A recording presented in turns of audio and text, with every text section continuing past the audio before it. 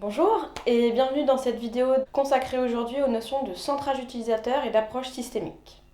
Alors, dans ce projet, on va adopter une approche stratégique et sociopolitique de l'innovation et de l'innovation publique en particulier, qui va être centrée sur les notions d'intéressement et de valuation.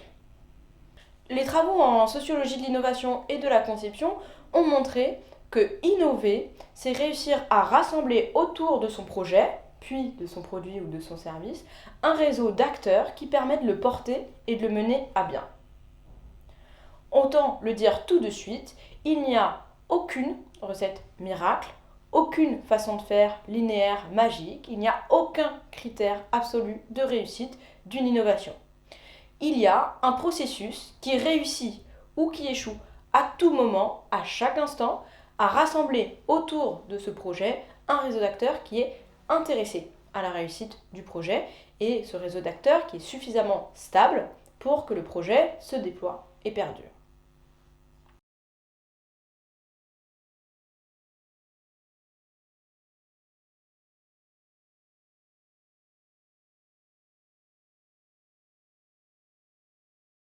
Cette citation issue du travail autour de l'intéressement dans l'innovation montre bien que l'innovation, c'est l'art d'intéresser un nombre croissant d'alliés qui vous rendent de plus en plus fort. Donc pour que votre innovation, pour que votre nouveau service public réussisse, il faut qu'un réseau d'acteurs soit intéressé à sa réussite, pense que c'est nécessaire, que c'est utile que ces acteurs trouvent de la valeur à votre projet. Ça veut dire par exemple que des utilisateurs, utilisatrices ou des clients aient envie, aient besoin de se servir de votre projet. Que des agents publics et des partenaires aient envie et besoin que ce service existe pour faciliter leur travail, faciliter leur mission. Que des institutions investissent du temps et de l'argent pour le développer. Par exemple, pour que Vélib existe et soit développé, il a fallu qu'il y ait un besoin, une envie, un changement des habitudes des utilisateurs, qui soient en mobilité régulièrement, sur des distances accessibles à vélo, qu'ils et elles aiment le vélo, qu'ils soient prêts à ne pas posséder de vélo et à en louer à la demande. Deuxième point, il a fallu qu'un industriel, JC Decaux, déplace son activité historique d'affichage urbain vers de la mobilité urbaine, qui est un gros déplacement stratégique. Donc que ce JC Decaux modifie ses plans initiaux, mais aussi déploie en intégrant les contraintes réglementaires et techniques des mairies où le système est déployé. Il a fallu aussi que la mairie de Paris et des communes limitrophes, évidemment, se sentent prêtes à changer sa logique de transport urbain en incluant des mobilités douces, à tel point qu'on a bouleversé la voirie, le plan d'urbanisme, pour inclure des bornes, mais aussi déployer des pistes cyclables, et ce pour des raisons d'efficacité du plan de transport, mais aussi des raisons politiques de favorisation des déplacements de mobilité dite douce. Et donc, on voit bien que ça fait aussi des tensions autour des automobilistes qui se sentent dépossédés d'une partie de l'espace urbain, notamment pour le déploiement des pistes cyclables. Et donc, il a fallu que ces acteurs se mettent d'accord, trouvent mutuellement de la valeur dans ce service pour que, on prenne du temps, de l'argent et des travaux pour déployer cet ensemble autour de Vélib. C'est donc l'enjeu de votre projet, de concevoir un service public qui a de la valeur pour un écosystème d'acteurs. Ça implique donc 3 conséquences pour le design du service public. Première conséquence, on va parler de centrage utilisateur. Deuxième conséquence, on va parler d'ancrage dans un écosystème. Et troisième conséquence, on va regarder ensemble qu'il s'agit d'articuler plusieurs registres de valeurs. Premier enjeu, le centrage utilisateur. Dans le design, on fait l'hypothèse que le prisme central de la valeur, c'est d'abord celui de l'utilisateur ou de l'utilisatrice. On part donc du postulat qu'un bon service public, c'est un service public qui répond aux besoins réels des personnes, des citoyens, des usagers, des habitants d'un territoire. On fait aussi l'hypothèse que ces besoins réels ne sont pas forcément exprimés explicitement.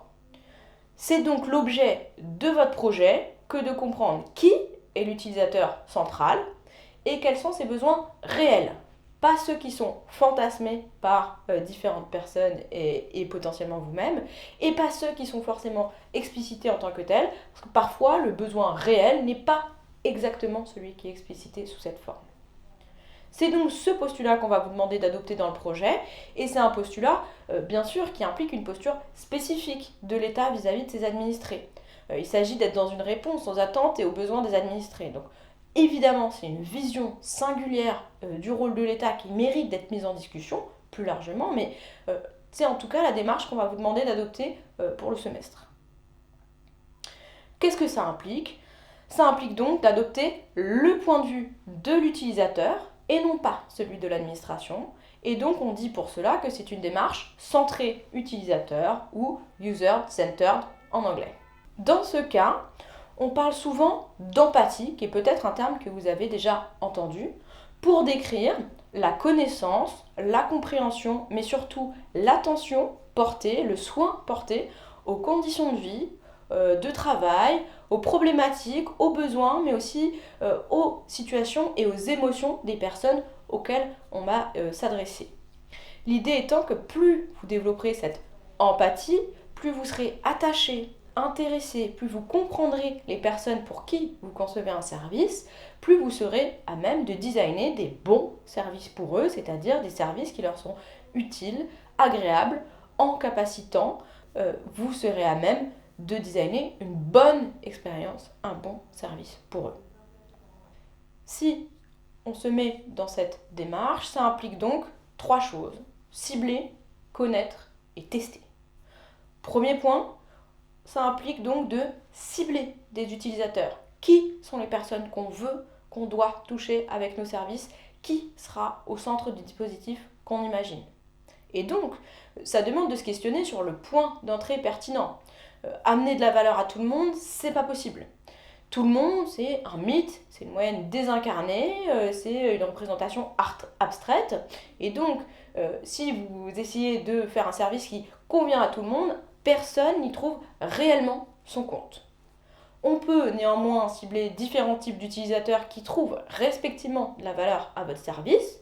On appelle généralement ce type de service des services bifaces quand il y a 2 faces ou multifaces s'il y a plusieurs faces. Par exemple, Airbnb, qui met en relation des personnes qui cherchent à se loger chez l'habitant ponctuellement et des personnes qui cherchent à louer ponctuellement leur logement. Et donc, met en relation. Chacun, l'un et l'autre, vont trouver de la valeur au service, mais le service ne touche pas tout le monde entier. Il touche les utilisateurs qui ont ces besoins précisément. Attention, parfois, l'utilisateur pertinent à cibler n'est pas celui qu'on craint. Ce n'est pas toujours l'utilisateur grand public final. Il peut en effet parfois être plus pertinent de s'intéresser à certains acteurs a priori périphériques ou autour, mais qui auront un effet de levier important pour aider à résoudre la situation. Par exemple, dans le cas des personnes en difficulté électronique, des personnes âgées, dans une forme de précarité économique, peu formées aux questions électroniques, il est potentiellement intéressant de vous focaliser non pas sur ces personnes en tant que telles, mais sur les aidants.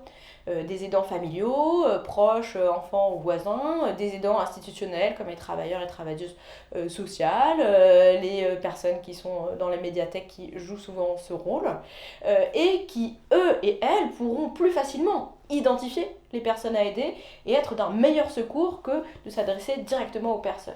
Et donc, on pourrait imaginer qu'il s'agirait de les outiller, de les former pour qu'ils puissent aider votre cible finale. Le dispositif dans ce cas est centré sur ces personnes-là pour aider évidemment un public final. Dans ce cas, la cartographie des acteurs, qui est un outil qu'on vous présente dans une autre vidéo, va être particulièrement utile pour comprendre où et à quel endroit cibler les personnes centrales du dispositif. Deuxième point, vous avez besoin de connaître. Vous avez absolument besoin de connaître vos usagers en allant sur le terrain, en vous documentant sur leurs usages, leur sociologie, leur psychologie. Plus vous les connaîtrez réellement, plus vous pourrez identifier leurs besoins réels leurs attentes. Et pour ça, on vous suggère un nombre d'outils qui vous aident à déployer votre attention, votre empathie aux utilisateurs, à connaître vos utilisateurs. Je pense notamment aux vidéos sur les portraits et les personas, sur les parcours utilisateurs et encore une fois sur les cartographies d'acteurs qui sont disponibles dans la playlist Immersion. Troisième point, vous allez avoir besoin de tester auprès de vos utilisateurs cibles que vos hypothèses de valeur, de ce que vous pensez que les utilisateurs vont valoriser, ont besoin, c'est vrai. Et donc que c'est une solution qui répond vraiment aux besoins de vos utilisateurs. Pour ça, vous allez devoir chercher à déployer des dispositifs de test, d'expérimentation, de prototypage de votre service pour mettre à l'épreuve votre compréhension auprès de ces personnes. Et donc, on verra ensemble au cours du semestre comment déployer ces méthodologies de test et de prototypage, surtout dans les deuxième et troisième phases du projet. Deuxième point de la vidéo, on est ancré dans un écosystème.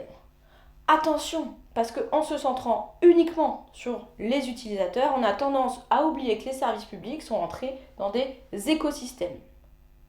Quand on parle d'utilisateurs, on parle évidemment des utilisateurs citoyens, grand public, bénéficiaires, justiciables, mais aussi des utilisateurs professionnels qui sont les agents publics chargés de la mise en œuvre du service. Imaginer un service pour un utilisateur, c'est imaginer sa mise en œuvre par des personnes. Et donc, il faut imaginer les conditions de ce travail, les formes de cette relation, développer aussi une empathie avec les gens qui vont composer ce service et qui travaillent. Donc, concevoir un service public avec une approche par le design, c'est aussi être en empathie avec tous les acteurs impliqués. Et donc, il s'agit toujours de travailler avec et pour les agents. Parfois, comme on l'a vu dans la première partie de la vidéo, ce sont d'ailleurs ces agents qui pourraient être les utilisateurs pertinents à mettre au cœur du dispositif. Si vous cherchez par exemple à développer un nouvel outil de travail interne ou des dispositifs de mise en relation entre des administrations et leurs partenaires, etc. Ensuite, au-delà des agents publics, prendre conscience qu'un service est ancré dans un écosystème, c'est bien prendre en compte les enjeux et les intérêts de tous les acteurs impliqués dans ce système. On pense ici aux partenaires, c'est-à-dire les acteurs avec lesquels vous travaillez pour réaliser le service, ou et qui interviennent dans le parcours de votre utilisateur, qu'ils soient institutionnels, des autres administrations nationales, territoriales, organisations internationales, etc., privés, entreprises du secteur, acteurs libéraux comme des médecins, des architectes, des avocats ou associatifs. On pense aux prescripteurs qui orientent, qui recommandent, qui contraignent parfois à l'utilisation de votre service et qui doivent être associés. Et les fournisseurs et les distributeurs d'informations, de matériel, de documents et de plus en plus de données. On attend aussi des entreprises de plus en plus et d'autant plus de la puissance publique que son action apporte de la valeur à la société en général, et on parle pour ça d'intérêt général et depuis plus récemment d'impact sociétal. Et on attend également qu'il y ait un enjeu sur l'environnement, à minima, en le protégeant, voire en l'améliorant. Et tous ces acteurs doivent être associés, on doit les comprendre pour développer les services qui vont être déployés.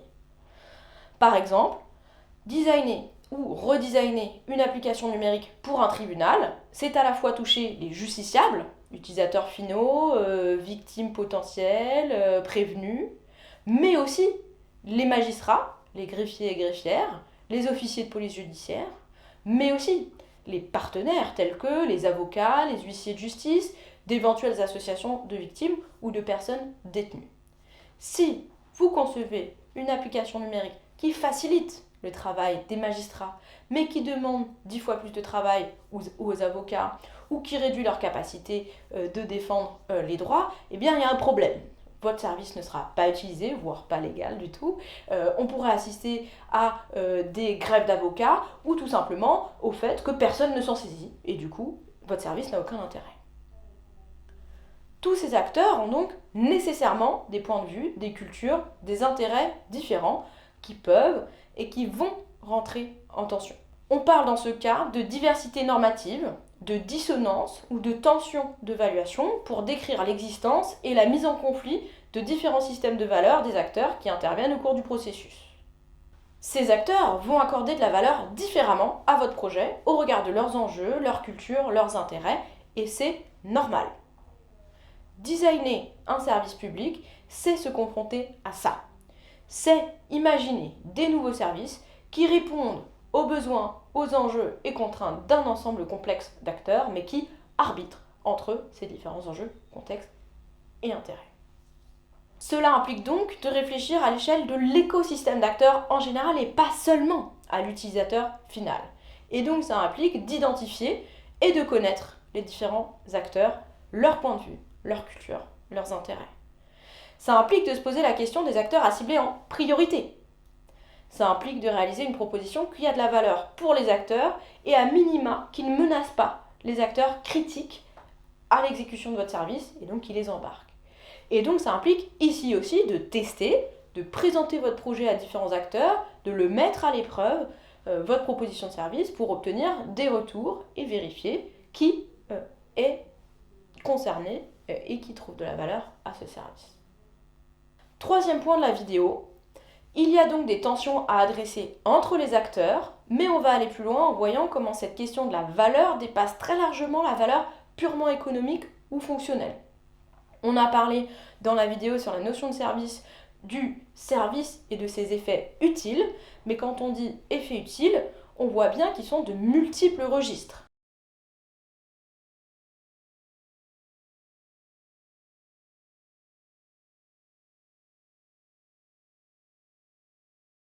Pour reprendre cette citation, on voit bien que dans le service, il y a des modes d'existence différents, puisqu'ils sont à la fois économiques, techniques, politiques, moraux, environnementaux, utiles à différents acteurs. Et c'est particulièrement vrai dans l'innovation. Mais pour éclairer cette question, je vous propose de prendre un objet tout bête, qui est une tomate. Qu'est-ce que c'est une tomate qui a de la valeur pour différents acteurs ? Qu'est-ce que c'est une bonne tomate ? Évidemment, cette réponse va être différente selon qu'on est un consommateur ou un producteur. Sur le registre économique, on peut imaginer qu'un consommateur veut une tomate pas chère, alors qu'un producteur veut une tomate chère.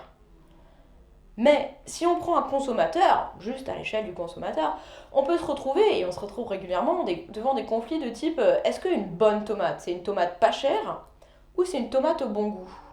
Donc ici, on a un conflit non pas de valeur, mais entre des registres de valeurs qui entrent en tension. Un registre économique et un registre sensoriel entre lesquels il faut arbitrer quand on achète une tomate, et on le fait régulièrement tous les jours. Mais les conflits peuvent être également au sein d'un même registre, par exemple le registre sensoriel. Si je vous dis une tomate qui a de la valeur, est-ce que c'est une tomate belle ou est-ce que c'est une tomate bonne ? Eh bien ça dépend des contextes. On va prendre une tomate belle si on va faire une photo Top Chef, mais on va prendre une tomate bonne si on veut pour cuisiner, pour le goût. Inversement, si on regarde dans la cuisine encore plus précisément, si on prend la texture, c'est quoi une bonne tomate ? Une tomate juteuse, c'est super pour les sauces tomates, mais c'est pas du tout pratique dans un sandwich parce qu'on s'en fout partout, on en a plein les doigts et ça coule. On voit donc bien que sur un même objet, différents acteurs vont avoir des points de vue différents sur ce qui a de la valeur, mais on va aussi avoir des registres différents. Et ces registres différents vont nécessiter de bien cibler les publics, mais aussi des contextes précis d'innovation. Est-ce qu'une bonne tomate, c'est pour la cuisine, pour faire un sandwich, ou est-ce que c'est pour faire de la sauce tomate ? C'est un objet qui est évidemment complètement trivial et qui n'a pas un intérêt majeur, mais c'est pour vous faire saisir l'intérêt de cibler des acteurs, des registres de valeurs et des contextes précis. Dans l'innovation, et dans l'innovation publique en particulier, on voit donc bien que les acteurs peuvent attribuer de la valeur à un service public sur beaucoup de registres différents. Parmi les registres un peu évidents dans le monde actuel, ceux auxquels on pense le plus rapidement, il y a évidemment le registre économique. Je gagne de l'argent, j'économise. Il y a aussi évidemment le registre fonctionnel utilitariste, productiviste. C'est plus pratique, c'est plus performant, c'est plus rapide. Mais il y a aussi tout un ensemble d'autres registres qui sont potentiellement intéressants à explorer du point de vue de vos projets et du point de vue d'un service public. Un registre par exemple épistémique et de stimulation, c'est-à-dire apprendre, découvrir, voir de la nouveauté, de la variété, être stimulé quotidiennement. Un registre émotionnel ou hédonique, ressentir des émotions, du plaisir, de la joie, jouer, vivre une expérience émotionnelle ou esthétique forte. C'est le cas notamment de ce qui est développé dans le secteur de la culture par exemple. Un registre de développement personnel. En anglais, on va parler de growth ou de self-actualization, c'est-à-dire construire son indépendance, accroître, préserver son estime de soi, sa confiance en soi, sa capacité d'agir. On parle parfois d'empowerment ou d'encapacitation en français. Tout ce qui est développement personnel, formation bien entendu, etc. Un registre de sécurité au sens safety, c'est-à-dire être et se sentir en sécurité, dans le confort, rassuré. Mais aussi des valeurs sociales, par exemple, être reconnu socialement, se sentir appartenir à un groupe, à une communauté, se sentir entouré, améliorer son image ou son statut social. Un registre aussi de sociabilisation, construire, maintenir un lien social, participer à un projet collectif, faire des choses ensemble. Un registre aussi altruiste, dont les travaux montrent à la fois que c'est pour les autres, mais aussi pour soi. Donc c'est être et se sentir en responsabilité, aider les autres, déployer de la solidarité. Et enfin, un registre protecteur des personnes, de l'environnement, des biens, etc. Tous ces registres sont importants. Et vos idées de service publics peuvent chercher à ramener ce type de valeur à vos utilisateurs et aux acteurs de votre écosystème plus largement. Et sans les écarter, parce qu'ils sont importants, bien sûr, dépasser l'aspect purement économique ou purement de performance utilitariste pour explorer ces différentes dimensions pour différents acteurs de votre système et ne pas oublier l'échelle du collectif général, de la société, de l'environnement. Alors, qu'est-ce que ça implique cette façon de voir ? Eh bien, ça implique évidemment d'identifier bien des contextes spécifiques, les acteurs à lesquels vous allez vous adresser et les registres de valeurs que vous voulez déployer et donc envisager une vision de l'État et des services publics qui est la vôtre et que vous cherchez à défendre autour de cela. En conclusion, vous percevez donc bien qu'une partie importante de l'activité du design consiste à arbitrer entre les différents registres de valeurs pour les différents acteurs. On voit bien, comme cette citation le montre bien, que c'est l'objet même du processus de conception que d'arbitrer quels sont les acteurs et les valeurs sur lesquelles prendre une décision légitime de déploiement de services publics. Quand la mairie de Paris décide de déployer Vélib et la cyclabilité de la ville, c'est nécessairement au détriment de la circulation en voiture, en termes d'investissement, en termes de place dans la ville, et donc c'est un choix politique, justement, pour favoriser les mobilités douces. Et donc vous n'allez pas pouvoir faire quelque chose qui contente tout le monde. Ça n'est pas l'objet du projet. La conception de services publics, c'est une activité fondamentalement politique. On va vous demander, vous, de vous engager dans vos projets, d'assumer un positionnement qu'il va falloir évidemment partager, proposer à vos commanditaires, mais il faut que vous soyez vous-même convaincus, il faut que vous croyiez à ce que vous proposez. Et donc votre capacité de conception de services publics, c'est cette capacité d'identifier, de prioriser et d'arbitrer entre les besoins, les intérêts des différents acteurs et d'imaginer des solutions qui vont répondre à ces enjeux et à ces besoins. On vient donc de voir un concept central dans le projet de conception de services publics qu'on vous propose. Et donc si vous avez des questions, n'hésitez pas à solliciter vos coachs ou à vous connecter à l'une des séances de questions-réponses par phase qu'on vous propose ou à nous contacter par mail. L'ensemble des ressources et des citations et des liens qu'on a évoqués sont disponibles dans la description. Et à bientôt pour une prochaine vidéo.